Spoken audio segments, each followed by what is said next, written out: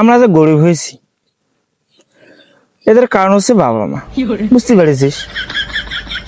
তোরা বলতো কেন জন্মের পর যে আমাদের বাবা মার নাম রাখছি, তোর নামই তো গরিব। এই যে তোর নাম রাখছে তোর বাবা মা আলিমুদ্দি, এ তোর নামই তো গরিব।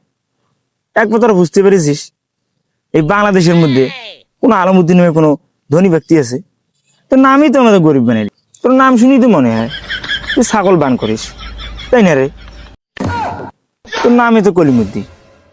দেখ এই নামে কোনো বড় লোক আছে? আর কখনো তোর বড় লোক হওয়ার সম্ভাবনা আছে তোর? দেখি তো মনে হয় তুই বিয়ের বেড ঢোল বাজাস। তাই আর নাম দেখ সলিমুদ্দি। কখনো বুঝতে পেরেছিস এই বাংলাদেশের মধ্যে সলিমুদ্দি কেউ ধনী ব্যক্তি আছে? কখনোই না।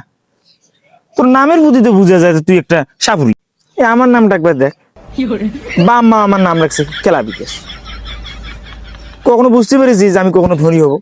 আমার নামেই তো বুঝা যায় আমি একটা হকার, বাজারে বাজারে মলম বেচে বেড়াই। এই যে জনি সিং, এই জনি সিং কে নাচেনি বলতো?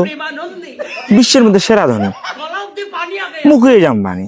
তোরা বুঝতে পেরেছিস বিশ্বের মধ্যে সেরা ধনী নামেই তো এদের ধনী।